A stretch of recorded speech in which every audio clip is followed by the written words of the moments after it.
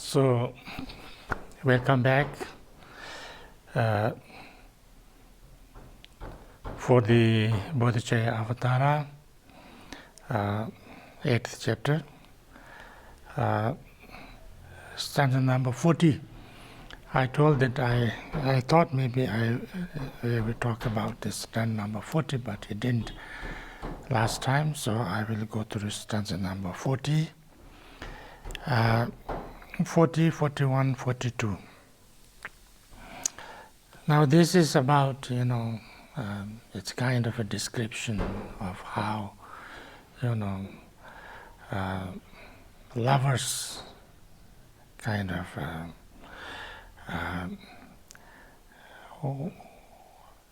as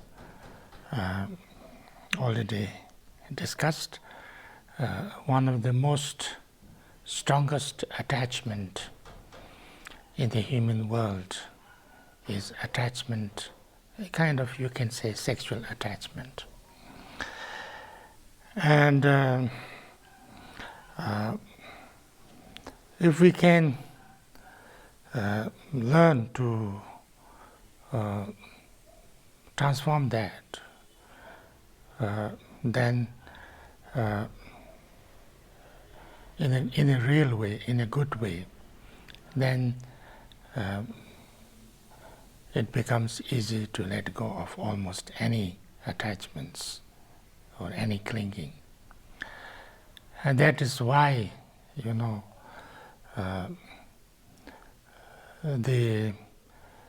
practice of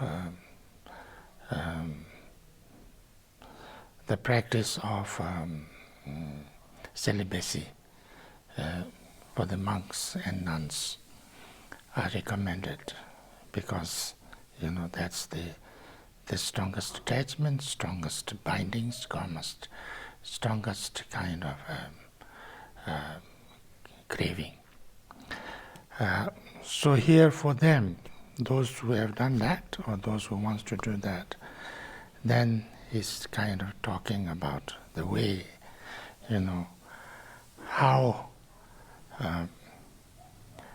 how it is, what usually people think is a very, very nice or, strong, positive thing, is actually also a source of lots of troubles and pain. So it says, you send your go-betweens, both boy and maid, with many invitations for the prize, avoiding in the quest no sin, no deed that brings an ill renown, nor acts of frightful risk, nor loss and ruin of possessions, all for pleasure and the perfect bliss, that utmost penetrating kiss, of what in truth is nothing but a heap of bones, devoid of self, without autonomy.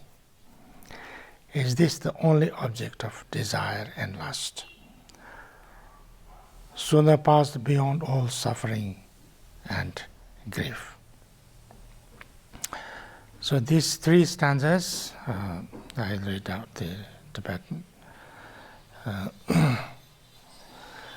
Ponya moyi nguen konshir tama sultabji dipa namsan traman lao kongatan manzepar.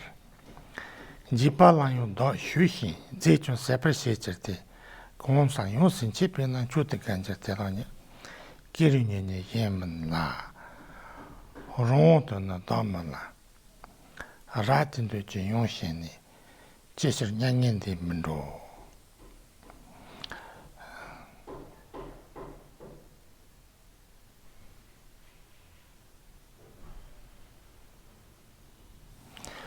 So, to get that, your desired kind of a man or a woman, you try to find people to do the go-between, or you try to, make some contacts, and then you make lots of invitations or lots of requests for each other to be, with you. And for that, for the man or the woman that you desire very much, you don't avoid committing negative actions. You also don't avoid getting ill fame or a bad name or a bad reputation, and to get that, sometimes you risk your life, and risk losing so much. You don't have fear. You let go of all those fears, and you get into lots of risky adventures and things like that. You also give away or exhaust all your financial resources, and then at the end you get to you get that desire of your desired or your person that you have attachment. And when you get that, when you look a little bit more deeply or more, what can we say, objectively, that thing, if you see, that the object of desire as an object of your own entertainment, or then it's nothing more than a skeleton covered by flesh and skin.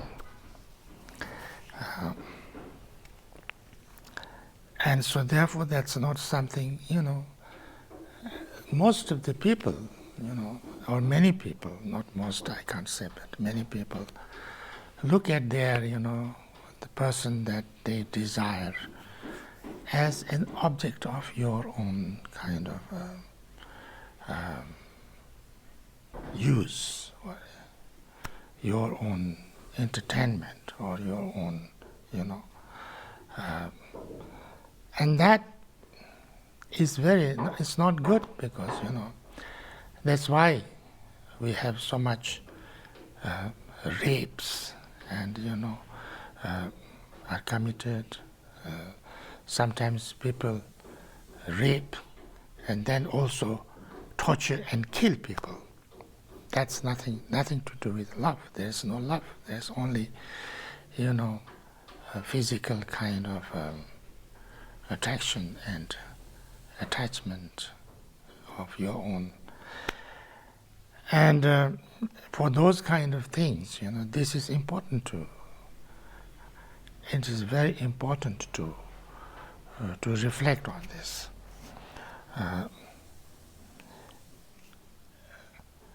And actually, you cannot own anybody. You cannot own anybody.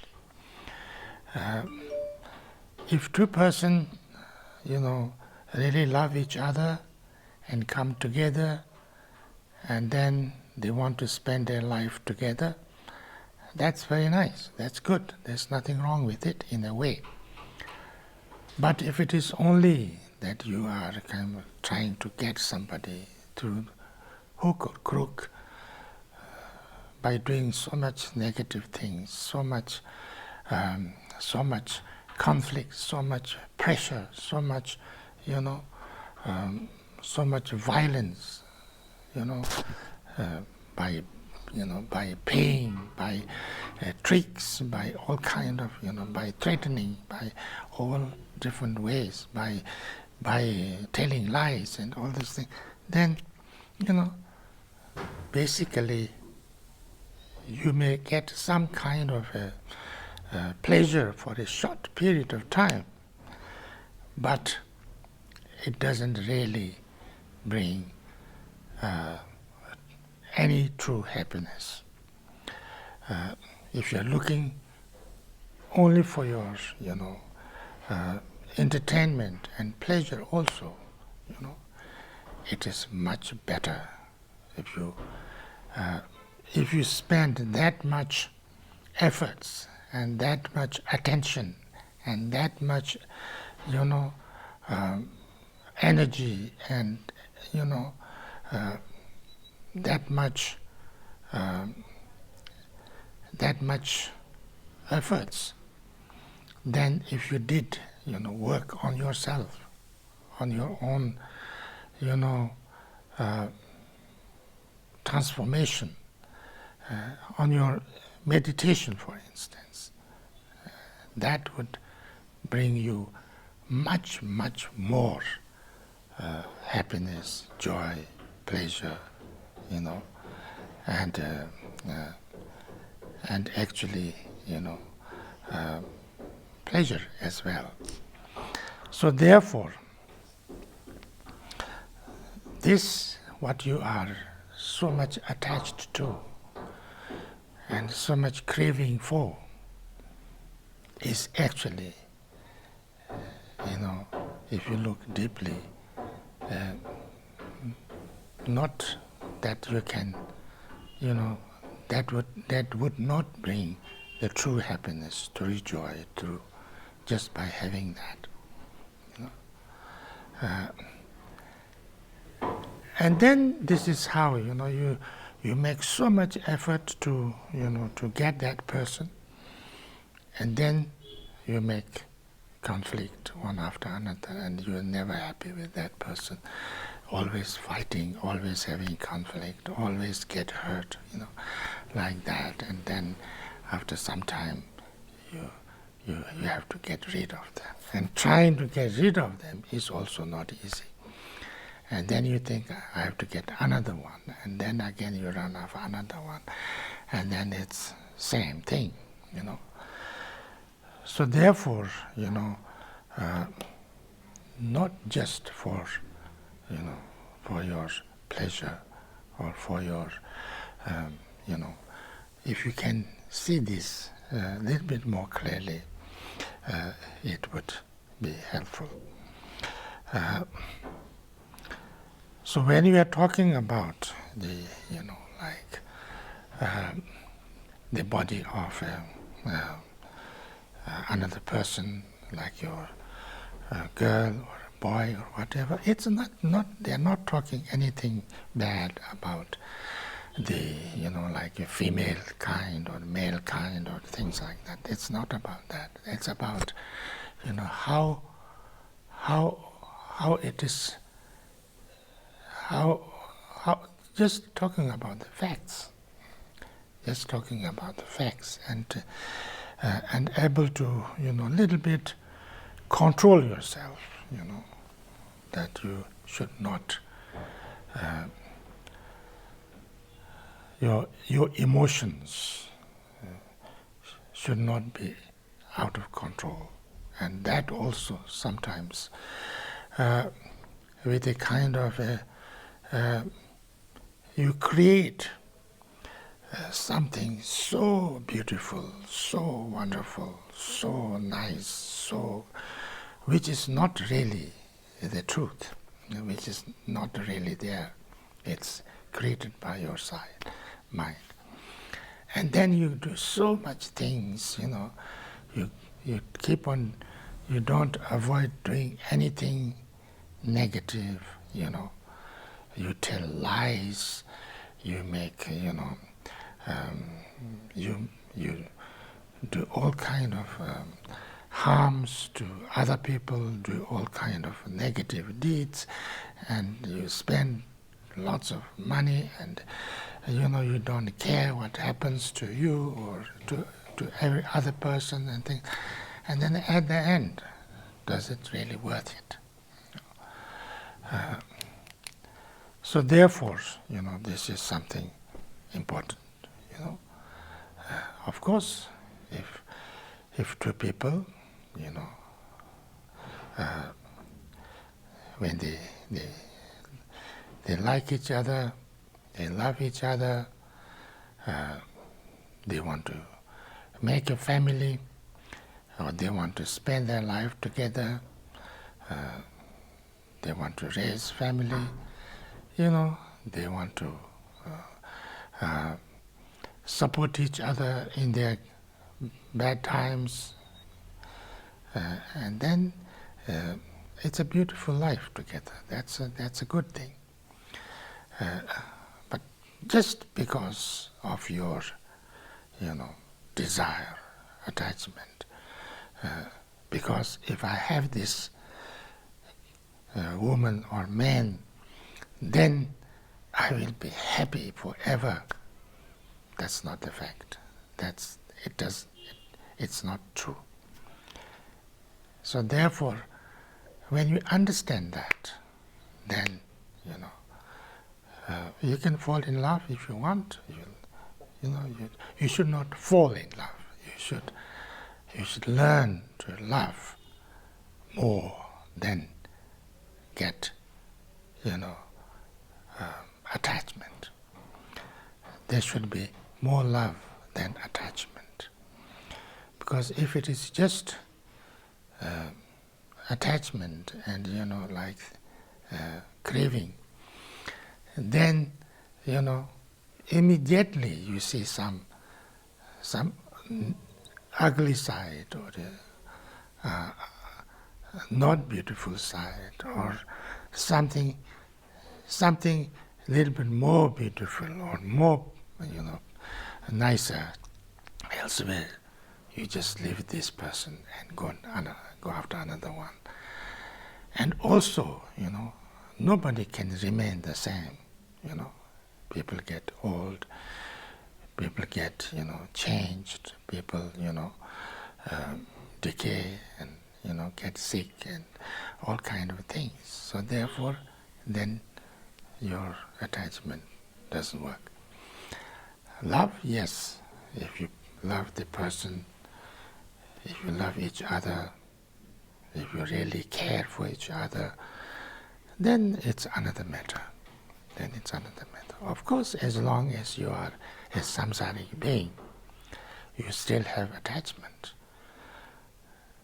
You still have attachment even if you are a celibate. You have attachment even if you live in the monastery, you live in the forest or in the cave, even if you have nobody around you, you still have attachment for things, for people, that's another matter. That's something that we need to work on our own. So this is very important to understand and make this, I think I have already emphasized a lot, because lots of people misunderstand these stanzas that follows as something like, Buddhists think very badly or very poorly, or don't like a woman, or like females and things like that, or don't respect them, or say they are dirty and things like that. It's not the case. It's not only women, men as well as. It's talking about myself also. You look at anything where you are too much attached to, and too much craving for, too much greed for, and you see, and you look, and if you look deeply, you will understand this. It's not really the source of all the happiness and joy and most nice things that you sometimes believe it is. It is not. That doesn't mean that you should not love them. That doesn't mean that you have to be cold to them. That doesn't mean that you have to be far from them, or you don't have to be, That's another matter.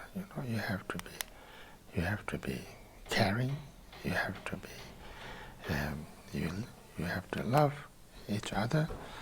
You have to be nice. You have to love everybody. You have to be more loving, less attachment. That's what it's talking about. Yeah. And of course, if you want to, be a monk or something like that, and totally free from, then it's another thing. But that's also, you have to see how, just being a monk. Sometimes, sometimes people say being a monk is not having any girlfriend or something like that. That's also not so true. It's not just about that. But anyway, so I stop here. Thank you very much.